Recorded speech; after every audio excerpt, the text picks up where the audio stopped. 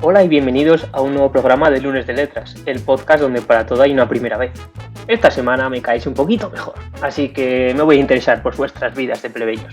¿Qué tal os ha ido la semana? ¿Algo reseñable que comentar?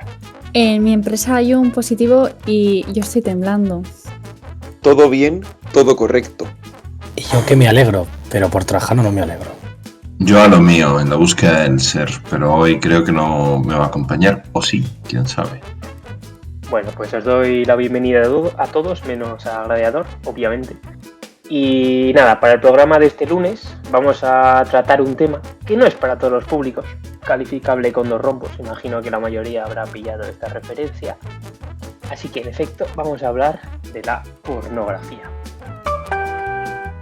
Vamos a explorar cómo ha evolucionado a lo largo de la historia, desde la prehistoria hasta nuestros días. Y para no aburriros más, que sé que queréis saber más de este tema, pillines, vamos a ponernos manos a la obra. A ver dónde meter las manos. Para comenzar, hablando sobre el no por, como bien ha dicho Trajano, voy a dar unas pequeñas pinceladas de cómo nos ha llegado a día de hoy la figura femenina en la prehistoria. Es que es cierto que el hallazgo de numerosas figuras conocidas como Venus, que eran cuidadosamente talladas o esculpidas, en las que encontramos voluminosos pechos, caderas y muslos, en contraste con las pocas figuras masculinas que se han encontrado de este tipo, resulta llamativo, ¿no? Y suscita muchas teorías. ¿Se trataba de arte o eran diosas o iconos de aquel tiempo? La más popular de estas teorías plantea que en la prehistoria se consideraba a las mujeres diosas madres y les rendía culto por tener la capacidad de crear vida.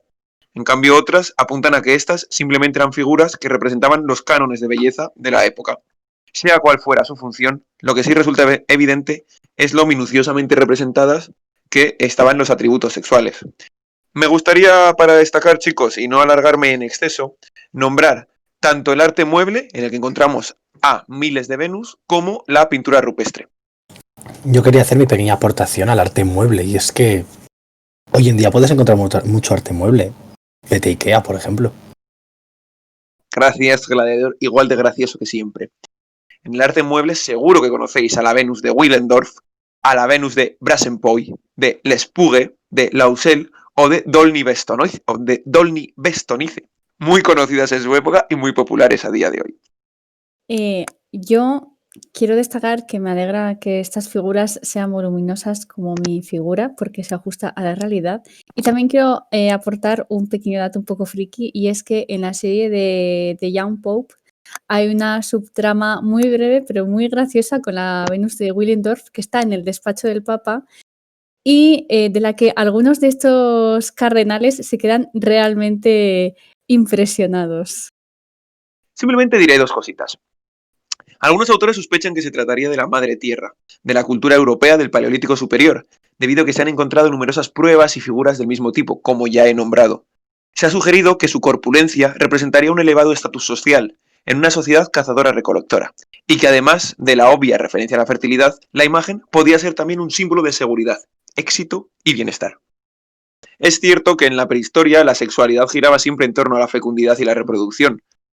Se han encontrado, además de estas Venus, penes y vulvas talladas en piedra, además de algunas pinturas rupestres a modo de arte erótico en el que se exaltaba la fertilidad y la virilidad del varón. En este sentido, me gustaría nombrar las pinturas prehistóricas de Tito Bustillo, en Asturias. Allí, en el Camarín de las Vulvas, que se encuentra en la parte más profunda de la misma, a varios metros de altura sobre el suelo, vamos a encontrar una de las escasísimas representaciones de vaginas hechas en el Paleolítico. Y ese aislamiento le confiere un carácter evocador y fuertemente simbólico.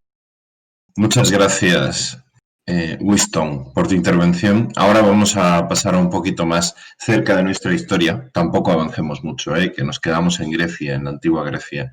Y vamos a empezar hablando de 2 filósofos o cómo entendía la filosofía de aquella época este tema, ¿no?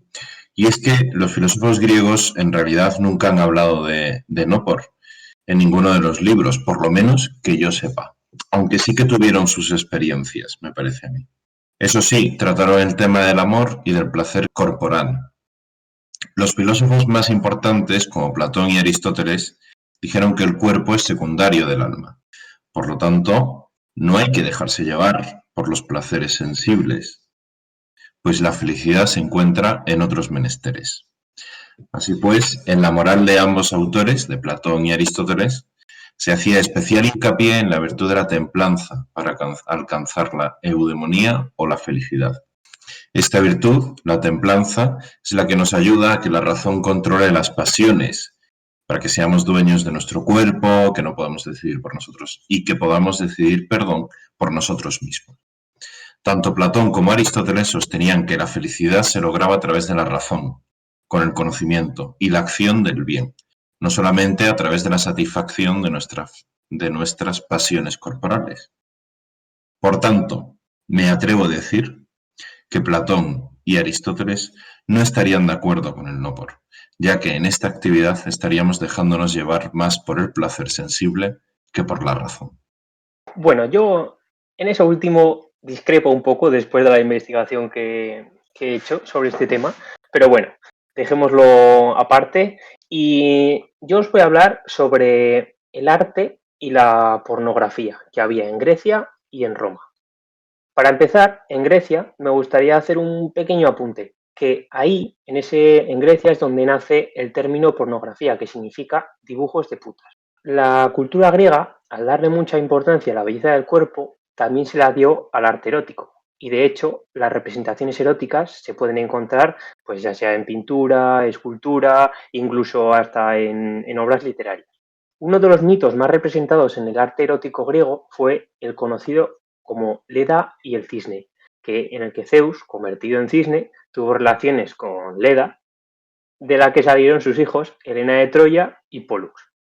En escultura, por ejemplo, la reproducción de Afrodita hecha por Praxíteles es la primera representación de la que se tiene constancia de una mujer desnuda a tamaño real, y fue tal la sensación que causó entre los hombres que el rey Nicómedes I de Bitinia quiso comprarla a la ciudad de Gnido a cambio de pagar la deuda de la propia ciudad. E incluso un hombre, según el relato de Plinio el Viejo, llegó a mantener relaciones sexuales con la estatua. ¿Cómo? Sí. Digamos que hubo semen en la estatua. Pero ¿qué se puede esperar de una sociedad en la que el jefe máximo se llega a transformar en cisne para embarazar a mujeres? Que ojo, cuidado, la pobre Leda parió 2 huevos de cisne. Pero sobre todo, muchas escenas sexuales se representaban en cerámicas, como las que había en los vasos de los banquetes que servían como estímulo para luego estar a tono, ya me entendéis. Esto es algo que es muy similar a la pornografía que encontramos hoy en día. Pero no solo estaban en vasos, sino que los diferentes actos sexuales, desde el simple hecho de hacerlo hasta orgías, también estaban representados en platos o vasijas. Y de hecho, entre los años 525 y 475 a.C., se encontraron casi todas las escenas de sexo explícito en el mundo griego. Y había muchas imágenes de orgías en las copas y en algunos frisos, incluso algunas escenas más explícitas que se encontraron en medallones interiores de las copas a las que los comensales tenían acceso directamente cuando bebían. Y algunas de estas eran de índole homosexual y otras crudas escenas sexuales.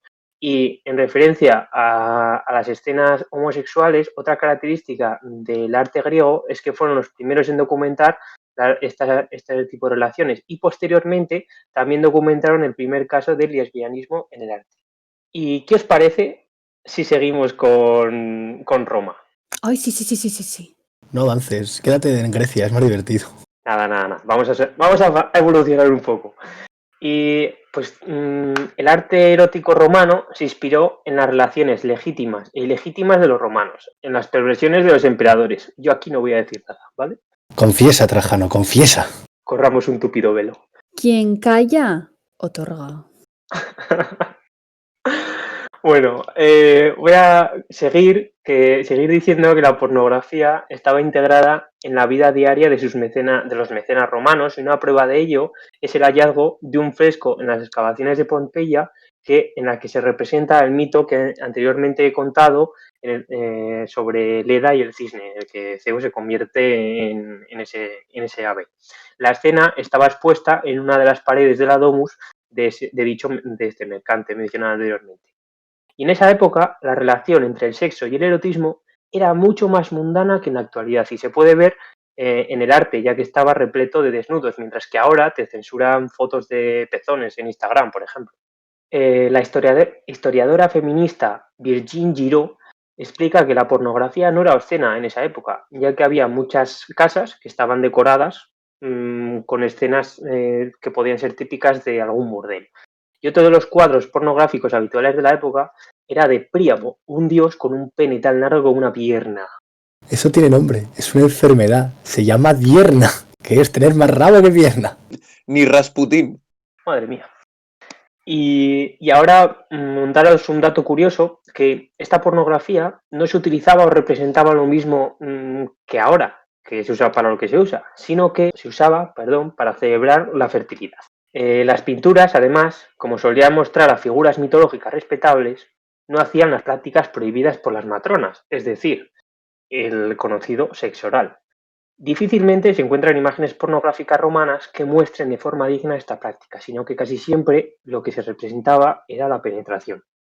De hecho, que te llamasen en esa época felator era un grave insulto, por lo que esta tarea estaba reservada para prostitutas y esclavos de ambos sexos. No me pidáis que hable. Soy gladiador, fui esclavo, pero no me pidáis que hable. No me tiréis de la lengua, no me tiréis de la... Bueno, sí, yo os dejo. Quien calla, otorga.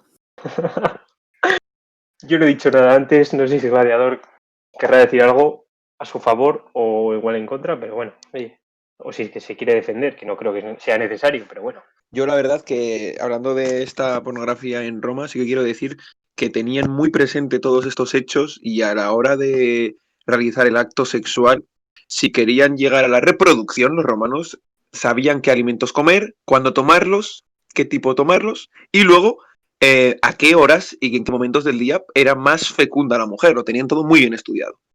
Lo mismo que Platón, que estableció un sistema en su sistema político para que el gobernador, que no podía tener nada, no se acostara con su hija. Es verídico, está escrito en el libro de la República. Esto me ha dejado un poco perturbada.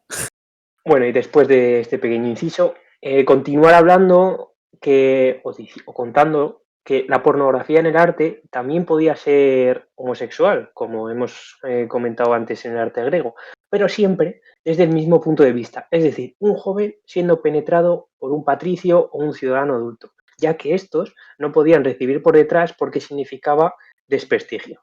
Como anécdota curiosa, cuando se realizaron las excavaciones en Pompeya entre los años 1860 y 1875, buena parte del arte erótico de los romanos salió a la luz, dejando en shock a la sociedad victoriana de la época, ya que estos lo que hicieron fue esconderlas de todos los que no formasen parte de la elevada clase de los que formaban parte de los investigadores. Y dentro de los restos descubiertos en las excavaciones se han hallado muchas piezas de arte erótico y forman parte de una colección de más de 300. Hay escenas de sexo explícito en las que participan desde hombres y mujeres hasta seres mitológicos y hombres, y también aparecen representados, por ejemplo, los juegos eróticos de Júpiter y Zeus. También escenas de hermafroditas, ninfas y sátiros están reflejadas en pinturas o relieves. Y también están representadas, está representado el falo, que en esa época era considerado un amuleto protector y aparecía como elemento decorativo de lámparas, vasos y adornos de jardín. Y ya para acabar con Roma, comentar que son célebres las pinturas eróticas de las termas suburbanas de Pompeya, que en los frescos que aparecen en los vestuarios es lo que se conocía como el catálogo erótico de la época. Para acabar con lo que ha dicho mi compañero Trajano y citando a Alain Roussel en su libro Porneia, El deseo y el cuerpo en la antigüedad, decir que los romanos consideraban la histeria una enfermedad, que era la continencia excesiva o la virginidad, ¿de acuerdo? Y la curación simplemente era mantener relaciones sexuales, pero la histeria era considerada una enfermedad. De hecho, si no recuerdo mal, la histeria es, y siempre hablamos de la femenina, por supuesto, porque los hombres nunca están histéricos, solo somos nosotras las locas. Me pongo el pitido por si se nos vuelve a pasar en pospo, ¿vale? No, puedes decir las porné locas. Pues, si no recuerdo mal, en el siglo XVIII se inventó el dildo. O sea, no se inventó, ya existía, pero el eléctrico esta vez, ¿no? Que ya no tenías que darle mucho. Para curar precisamente esta histeria, porque como dice Winston, era una enfermedad bastante seria. Y yo, si podemos terminar con Roma, aunque volvamos un poquito más adelante, me gustaría terminar con una curiosidad lingüística, ahora que hablamos de este tema. La palabra testificar. La palabra testificar viene de testículo, efectivamente, porque los romanos, a la hora de jurar en los juzgados, se tenían que agarrar en sus partes para jurar y perjurar que lo que iban a decir era verdad. Bueno, y después de este dato curioso de Gladiador, creo que, ¿qué os parece si pasamos a la Edad Media o, bueno, barra Renacimiento? Y aquí que yo os voy a hablar sobre la escultura románica, que si paseas por España, por Francia, por Alemania o Irlanda, podrás observar construcciones románicas con muchos detalles propios de la época. Pero si uno se fija bien, puede observar algo curioso en esas construcciones. Hay representaciones que no se diferencian mucho de la pornografía. Por ejemplo, en la iglesia de Santillana del Mar, en el interior del templo, se puede ver a una mujer acariciando el pene de un hombre. Pero el templo, más ampliamente decorado con estos curiosos relieves, es San Pedro de Cervatos, en Cantabria, conocida como la Catedral del Románico Erótico Español, en la que hay una gran variedad de posturas y gestos que son contrarios a la doctrina de la Iglesia. Hay representaciones de carácter fálico, coitos, partos o figuras desnudas mostrando sus genitales. Y otras de las representaciones que se encuentran son venerables ancianos que se masturbaban o fogosos amantes o falos solitarios. ¿Y dónde se hallan sobre todo estas representaciones? Pues se pueden encontrar en los muros de los templos, pero también en las pilas bautismales o en ciertas miniaturas o incluso en algún tapiz. Ya dejando a un lado España, en las Islas Británicas es peculiar una figura denominada Sila Nagi, un nombre muy raro, pero que representa a una mujer que sonríe al espectador mientras que con ambas manos se abre su propia vagina. He de decir que sí que es cierto que surgió un pensamiento misógino a finales del siglo XI, ¿no? Y que muchos monjes y clérigos hicieron de la naturaleza femenina, sinónimo de tentación, sexo y pecado. La Iglesia sí que pretendía un poco, con este mensaje que ha dicho Trajano de plasmarlo, transmitir una estrategia visual contundente y repulsiva que representaba los pecados de la carne en forma de impactante. Hay muchos casos en muchas iglesias románicas que sale la mujer rodeada de serpientes en este sentido. Yo creo que era más como una demostración de lo que era pecado, ¿no? En aquella época. Digo yo, o sea, hay gente analfabeta y pues ¿cómo le representas lo que es pecado? Pues así. Yo estoy viendo los relieves de esa catedral y quiero ir de excursión, no hay más. Es una maravilla. Y la verdad que son graciosos, ¿eh? Yo también los estoy viendo ahora. Pero para que os haga un poquito más de gracia, en estas iglesias o templos no solo había representaciones de personas, sino que también había de animales, ya que en Francia, en Mauriac, ocasionalmente aparece algún perro lamiéndose su propio sexo, o en la iglesia que he comentado antes, perdón, el templo de Cervatos, en Cantabria, hay 2 conejos en actitud sexual. Yo tengo ahora un pequeño dilema porque entre lo que estáis comentando vosotros, sumado a las imágenes que me estáis pasando por aquí, que evidentemente los oyentes no las están viendo, pero a mí me estáis creando un trauma, vengo ahora a cortaros el rollo porque voy a hablaros un poquito del amor cortés, ¿no? Siempre situados en este contexto medieval. En el siglo XII surge en la literatura, también en otros aspectos de las artes, pero sobre todo en la literatura, esta forma de amor noble, sincera, caballeresca, y que se origina al sur de Francia, en lo que es Occitania, ¿vale? Donde se habla la Languedoc. Para que os hagáis una idea, pues donde hoy podemos encontrar Toulouse, Pau, ¿vale? Sur de Francia, norte de España, Pirineos, Valle de Arán, toda esa zona. Todo era muy ideal. Y hasta 1353 aproximadamente no tenemos ya unas manifestaciones de literatura erótica per se. Esta literatura erótica surge en Italia. En concreto, yo he escogido el ejemplo del Decamerón, escrito por Boccaccio.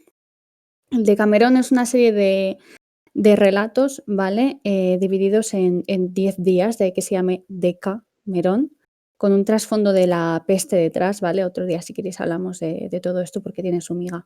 En este conjunto de relatos vamos a encontrar algunos que hablan pues, de la vida diaria, de campesinos, de nobles, y otros, como he dicho, de erotismo.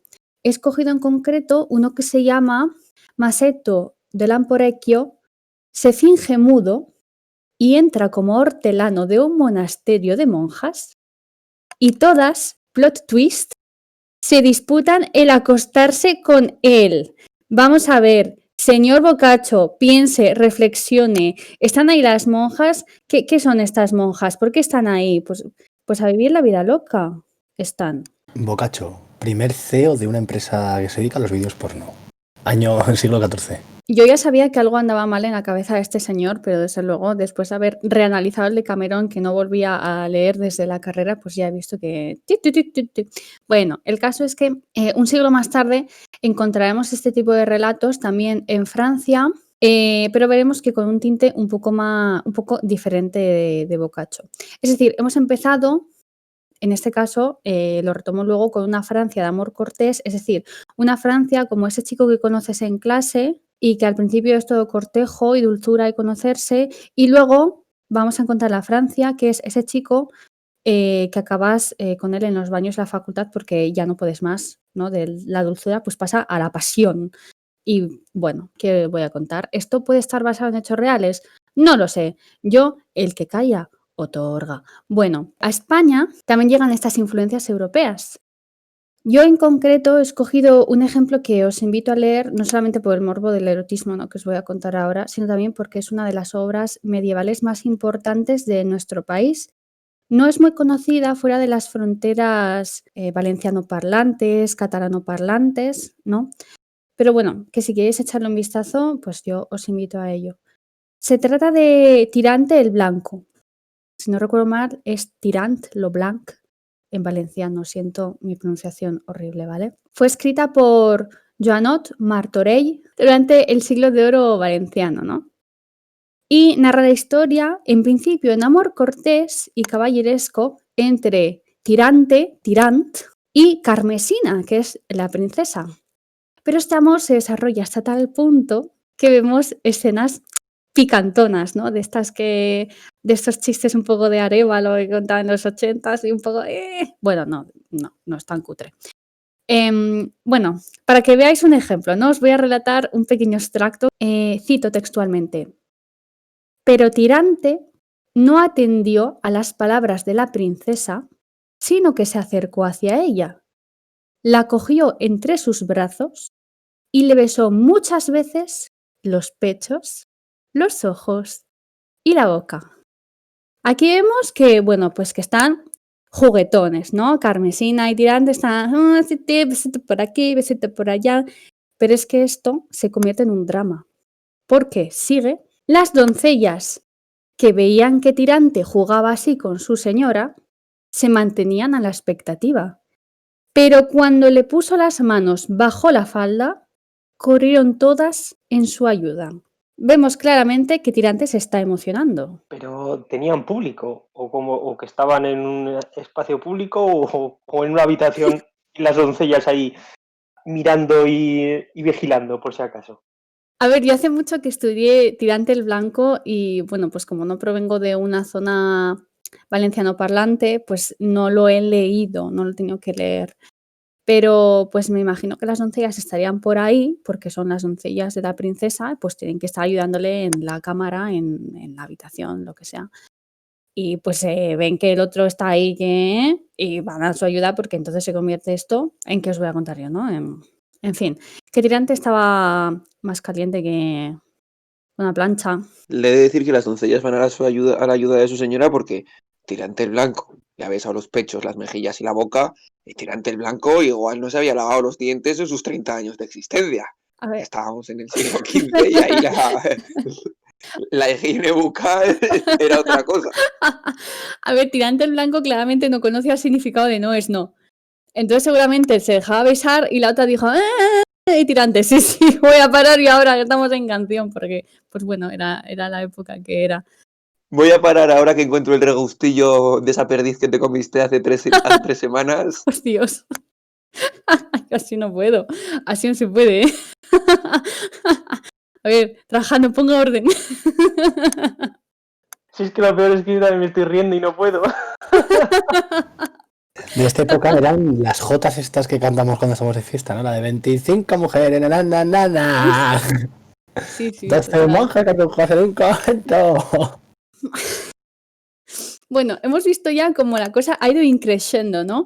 A la vez podemos hacer una analogía entre el amor cortés de tirante, que va poco a poco convirtiéndose en pornografía, pues igual evoluciona la literatura de la Edad Media y la Edad Moderna. Al principio todo es amor cortés, quiero que seas mía, pero en un tono muy platónico, y luego le metemos la mano bajo la falda. Yo diría que podemos hablar de una liberación en el terreno del erotismo literario.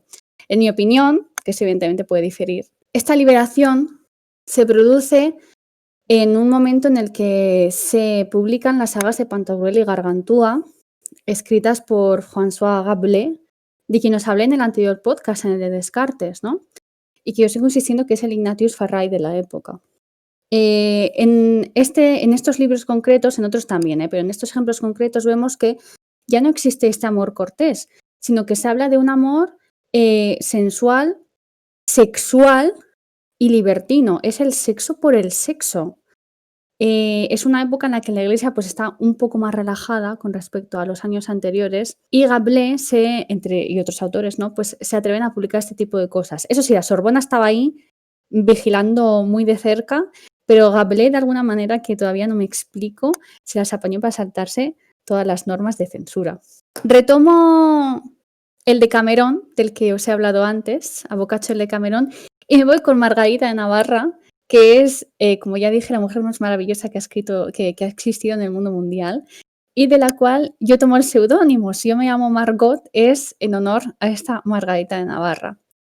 Margarita, entre otras cosas, escribe el Heptamerón, que está basado en el Decamerón de Boccaccio, solo que en lugar de 10 días fueron 7, porque la pobre Margarita pues, se murió antes, no pudo terminar este conjunto de novelas. El erotismo que encontramos en esta obra ya no tiene como objetivo la provocación sensual al lector, o incluso los jajás que Boccaccio tenía en su mente y que hoy pues, no entendemos muy bien, pero eran los jajás de la época, sino que Margarita denuncia este tipo de actos. Si bien Boccaccio, en el ejemplo que os he explicado, nos habla de un hortelano que entra en un convento y se convierte en el Hugh Hefner de la época, con esas monjitas del Playboy, Margarita expone los actos impuros derivados de la lujuria, y del pecado. Y vuelvo al tema religioso.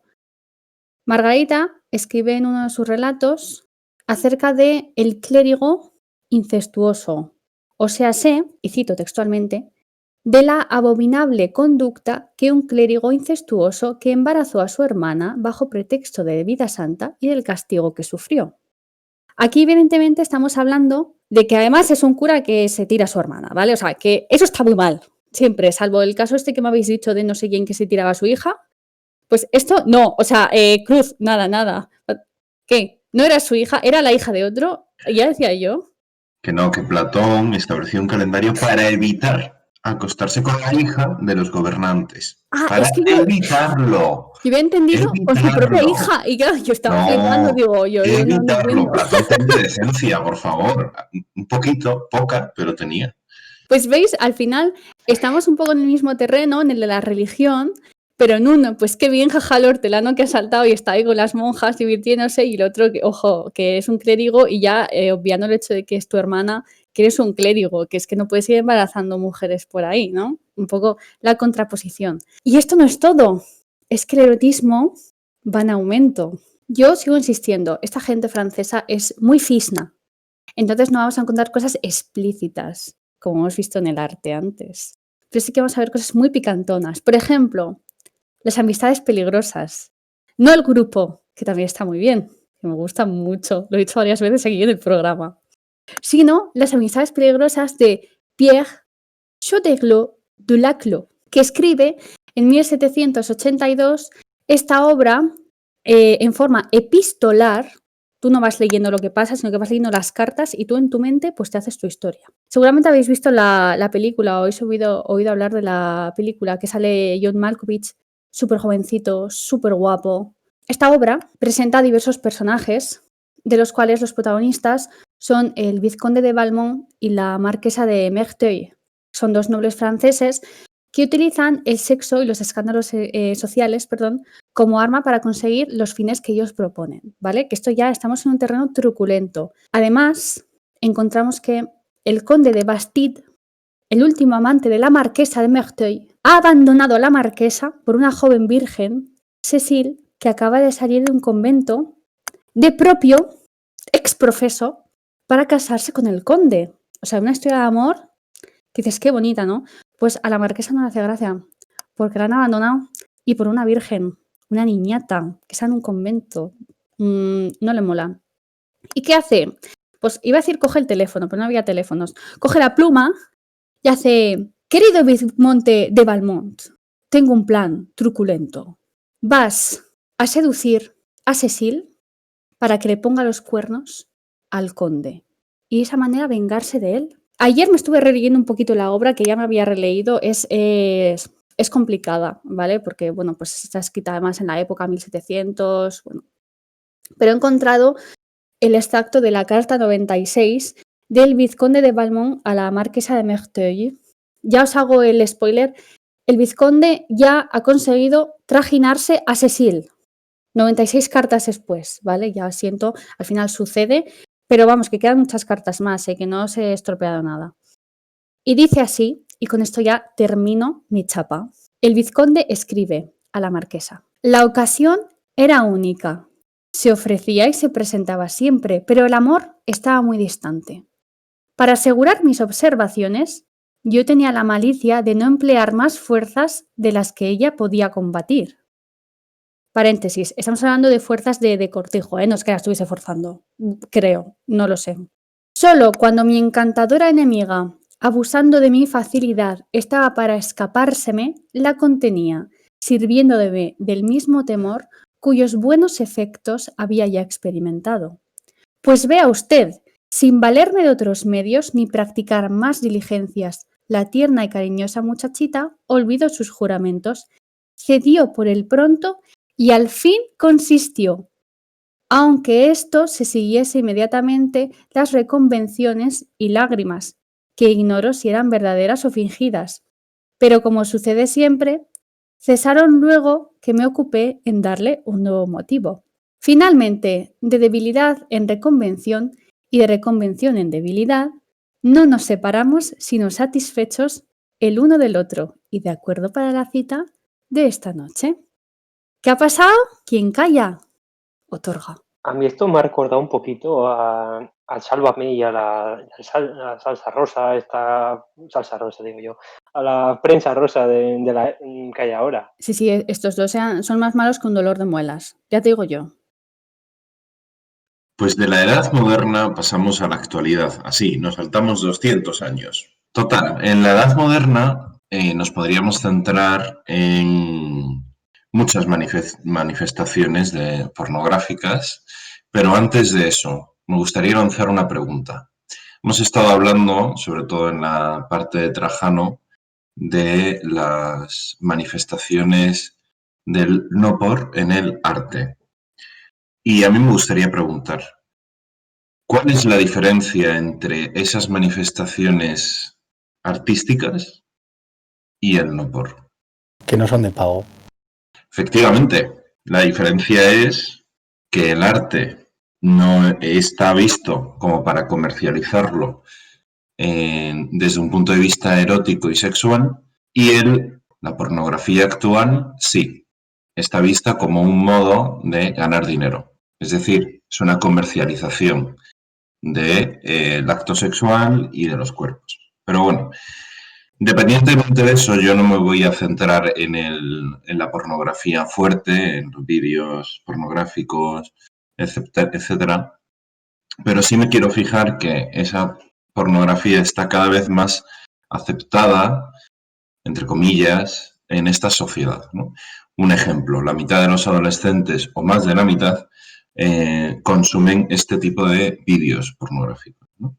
Sin contar a otras personas que también las pueden consumir. Todo el mundo tiene a un clic miles o millones de vídeos con prácticas sexuales y además de manera anónima. O sea, nadie va a saber si lo has visto o no lo has visto, ¿no? No solo eso, sino que también podemos encontrar un no por más suave o no tan suave en canciones, como luego nos hablará mi amigo Gladiador, o en algunos anuncios de televisión, como ropa interior, perfumes, o incluso de elementos que nada tienen que ver con el erotismo, ¿no? El primer ejemplo que traigo es una técnica de marketing de 1885, de una empresa de tabaco que se llamaba Duke & Sons, que insertaba en las cajetillas de tabaco fotos provocativas de la época. ¿Y qué pasó? Que esa empresa, después de 5 años, consiguió ser la marca líder en venta de cigarrillos. Para entender bien este hecho, tendremos que definir qué es el erotismo en publicidad, porque técnicamente no es pornografía. El erotismo en publicidad consiste en cualquier acción publicitaria que use información de contenido sexual. Por ejemplo, algunos anuncios de ropa interior donde su protagonista, hombre o mujer, pues obviamente aparece semidesnudo, ¿no? Aunque con posturas provocativas, como la mano cerca de su órgano reproductor y esas cosas, ¿no?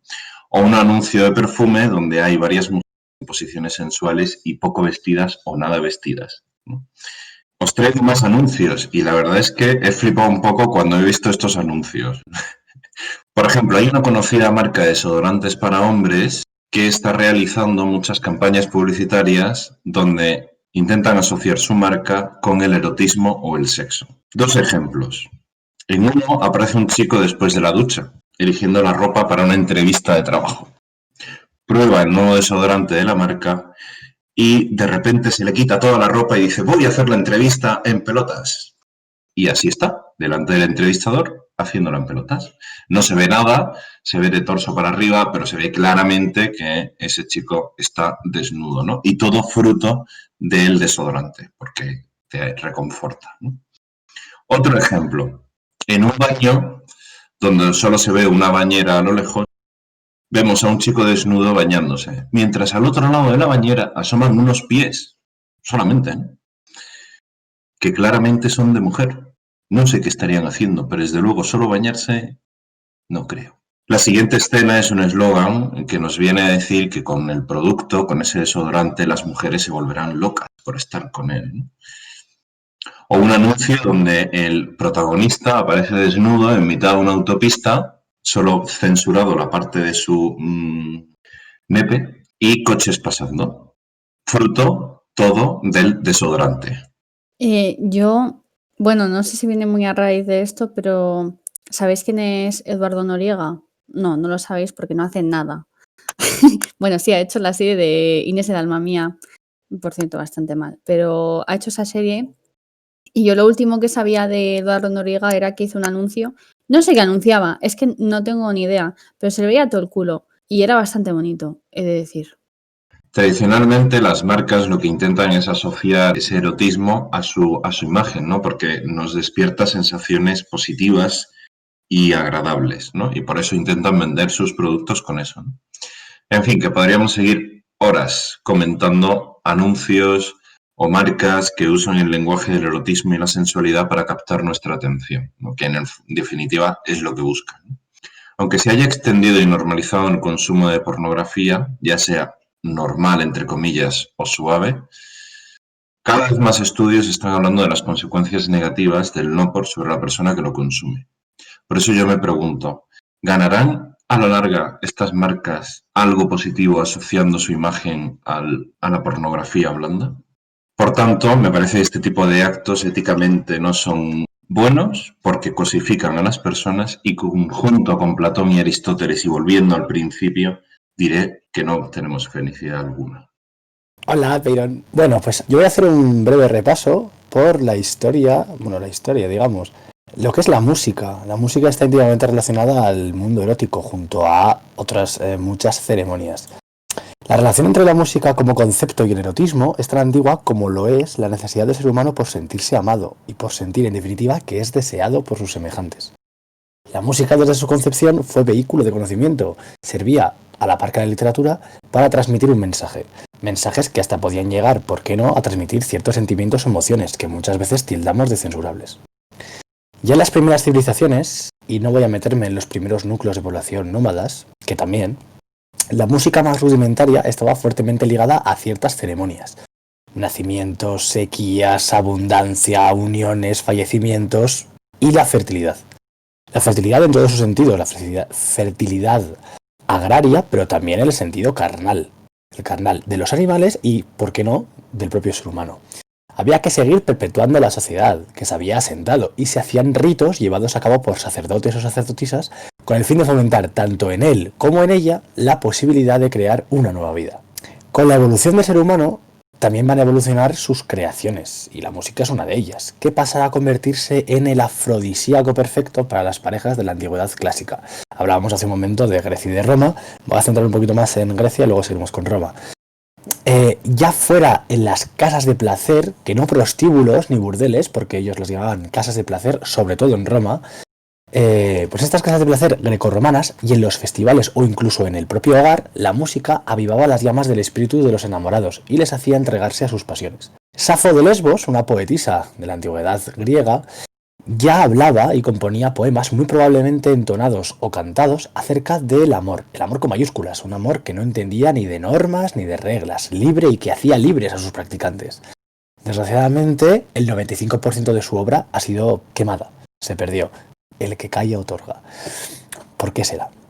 Durante la Edad Media, ya saltamos hacia esta época, y en contraposición a la música sacra, la música religiosa, los trovadores y los troveros, de los que nos hablaba hace un momento Margo, cantarán este amor, un amor similar, no el mismo, pero similar al de Safo de Lesbos. Una sociedad tan encorsetada como la sociedad occidental en la Edad Media necesitaba de una vía de escape, y estos trovadores primero, troveros después, cantarán libremente para conquistar a la mujer que desean. O al hombre, ¿por qué no? Los hay también que conquistaban al hombre, con diferentes tonalidades y ritmos que marcarán claramente las intenciones de cada compositor. Digamos que el amor se concebía en esta época como un asalto a un castillo. Había que conquistar a la persona amada mediante una serie de estratagemas para al final llegar, sí, al amor, pero al catre también, porque amar significaba querer a esa persona tanto física como espiritualmente. Vais al Carmina Burana, os ponéis, por ejemplo, la pista o la escena que se llama Tempus es iocundum, es decir, el tiempo es fructífero, que se traduce de la siguiente manera. El tiempo está alegre, oh jovencitas, venid a regocijaros, oh jovencitos, el verano ha llegado. ¿Qué pasa, Margot? Que te has dejado la mejor parte de esa canción. ¿Cuál? Que es cuando el cantante hace ¡ah! ¡Totus floreal! No quería llegar a esa parte, pero sí, el que en el momento canta parece que está teniendo una, digamos, salida de running. Esto es como ahora que se dice que el invierno es rollo para tener pareja, mantita, Netflix, y el verano es para fiesta, el jolgorio, todas estas cositas, ¿no? Efectivamente, y es que no inventamos nada. Yo cuando daba clase de literatura universal lo explicaba así, no inventamos nada, señores. Todo lo que nos parece hoy en día que, sofá, mantita, pero que dices tú, es que ya estaba inventado. De hecho, en esta obra, el Carmina Burana, podéis buscar y hay una parte que se llama intaberna. Intaberna, en la taberna, en el bar, digamos, los hombres y las mujeres están calientes en sus grupos, diferenciados, no se hablan los unos con los otros, el tiempo no es propicio, ¿para qué vas a hablar con gente? Tú quieres estar a tu rollo, bebiendo, estando caliente y fuera. Pero cuando llega la primavera, y más en concreto cuando explota el verano, explota de verdad. Mirad lo que dice el totus floreo. Dice, oh, florezco entero, me abrazo por completo en un amor virginal, un nuevo amor está llegando por el que perezco. Y siguen adelante. Es una canción... Es una serie de poemas cantados que, bueno, pues dejan un poco a la imaginación. Pero claro, varía con las estaciones del año. Durante el Renacimiento y los siglos venideros, hasta el siglo XX, la música se entremezclará con el conjunto de la vida cotidiana de la sociedad, manteniendo su carácter libidinoso, que acompañará a hombres y mujeres durante todos estos años. Los salones, como tal, empezarán a florecer, no ya los literarios, que esos serán los pichis, los guays, pero los salones como negocio, incluso bien visto, con un buen poder económico, que hará que haya empresarios y empresarias, en menor medida, pero las habrá. En los siglos XIX y XX tendremos un salón en concreto que hará las delicias de la población, los míticos cabarets. De hecho, hay una película que podéis ver que se llama Cabaret y ahí la música está por todos lados. Estos cafés tendrán la música erótico festiva y lujuriosa muchas veces que animará las veladas a los clientes, que desgraciadamente, por como es la sociedad occidental, pues serán normalmente hombres. Pero al llegar al siglo XXI, y aquí es donde voy a hacer una pausa y voy a dejar el debate abierto, estamos en un siglo en el que parece que queremos darle la vuelta a este asunto, ¿no? Ir a la raíz del problema. Queremos cambiar las cosas, empoderarnos, ser un poquito más abiertos de mente. Y estamos logrando todo lo contrario. Opinión personal, ¿eh? Cuando hablamos de música con M mayúscula, deberíamos poder diferenciar a la persona que tiene ese talento para la misma que a la persona en sí. La música, y sigo con mayúscula, va más allá. Pero parecemos seguir empeñados en mantener solamente una característica de este arte, y es lo que nuestra sociedad consume cada vez más y más. Una persona que toca el violín, una persona que toca el cello, una persona que toca la batería, nunca te va a salir en pelotas, o medio en pelotas, en un videoclip. Sin embargo, los cantantes y las cantantes cada vez más van saliendo ligeros de ropa o con según qué, digamos, letras de canciones que para nada son lo que debería hacer honor a la música con M mayúscula. Otra cosa es lo que se consuma. No somos capaces de diferenciar nada, y lo peor de todo es que las letras de las canciones, como digo, son cada vez menos elegantes. Hablamos de que hay que romper con eso que pasaba en los siglos anteriores, notablemente desde el Renacimiento hasta hoy en día, en los que se iba a ciertos sitios a escuchar un determinado tipo de música para tener un determinado tipo de servicio. Cuando uno se mete en YouTube y ves hombres o mujeres, me da igual, cantantes, que se cosifican a sí mismos en lugar de vender su producto, que debería ser la música, el arte que tienen. Se cosifican, venden su cuerpo. Tú vendes porque eres así, te hemos puesto esta ropa, vas a cantar de esta manera y vas a vender. Lo que cantes nos da igual, o como cantes, lo que nos importa eres tú. Y a modo de conclusión, es cierto, los estudios lo revelan, que hay una relación entre música y sexo. Hay una grandísima relación.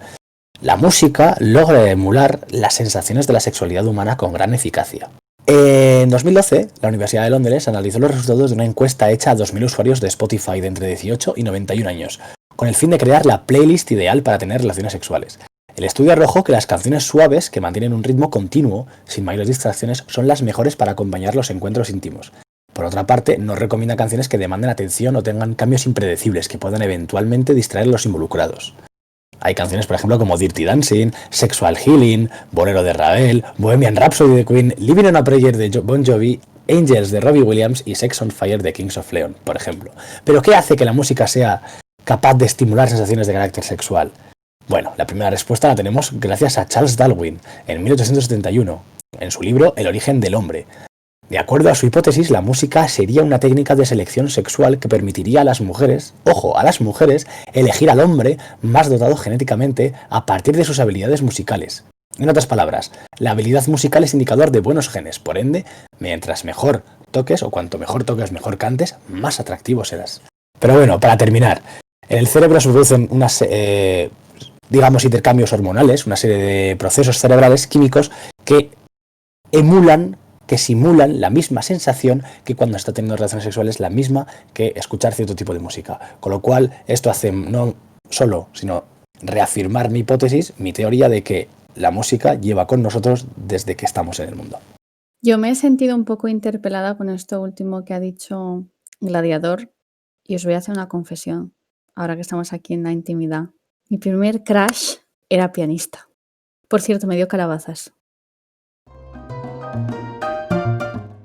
Hoy, en Lunes de Letras, estrellas estrelladas de la historia. Buenos días, buenas tardes, buenas noches. Depende de cuándo nos escuchéis. Hoy, yo, Winston, os voy a presentar, y en un tema relacionado con el no por, pero que toca más el amor, a un personaje.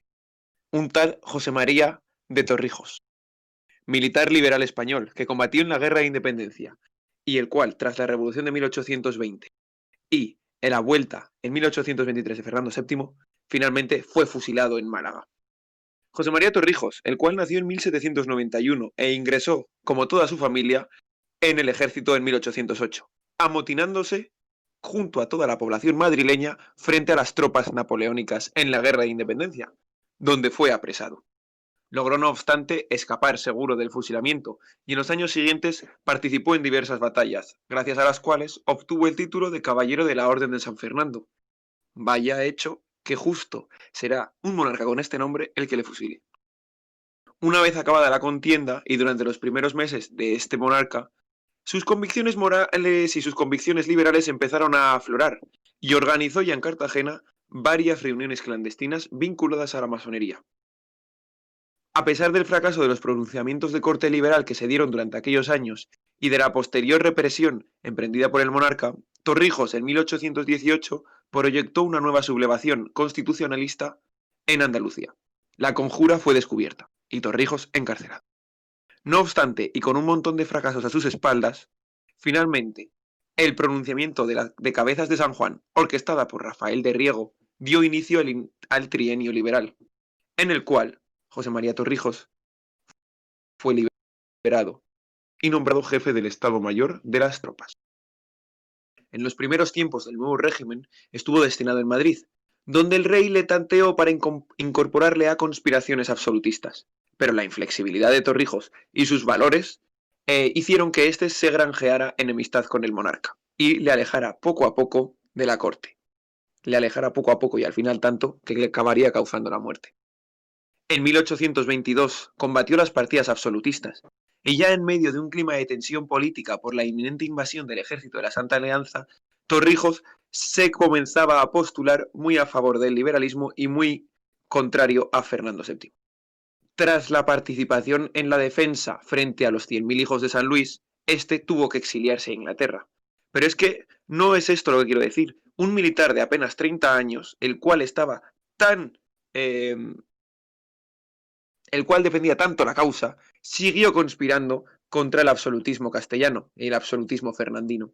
En Londres recibió una pensión del gobierno británico por su participación en la Guerra de Independencia y su enfrentamiento a Francia.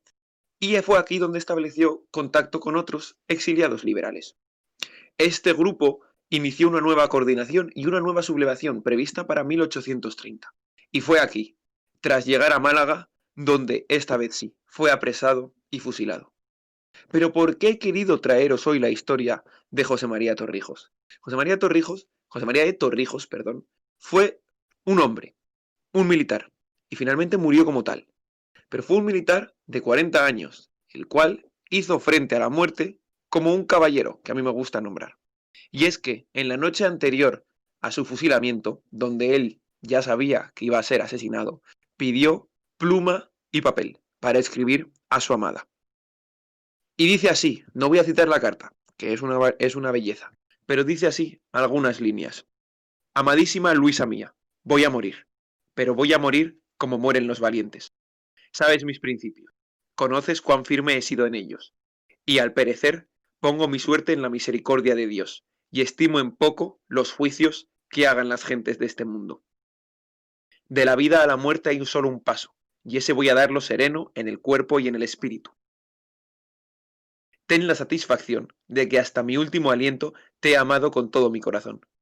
Considera que esta vida es mísera y pasajera, y que por mucho que me sobrevivas, nos volveremos a juntar en la mansión de los justos, a donde pronto espero ir y donde sin duda te volveré a ver tú siempre, hasta la muerte, José María de Torrijos. Tal vez no fuera un crack del no por, tal vez no viera no por nunca, pero este hombre conoció el amor, y por eso he querido traerlo a Estrellas Estrelladas de la Historia. Una vez llegado a este punto, creo que ha llegado el momento de cerrar este capítulo sobre pornografía. Así que nada, esperemos que os haya gustado a todos vosotros. Y nada, que visitéis nuestras grandes redes sociales, Instagram, Twitter, nos visitéis en YouTube, en iVoox o iVoox. Y nada, un saludo a todos y hasta el próximo lunes. Besis de fresi. Adiós con el corazón que con el alma no puedo. visitadnos en nuestras redes, que son family friendly. Hasta luego.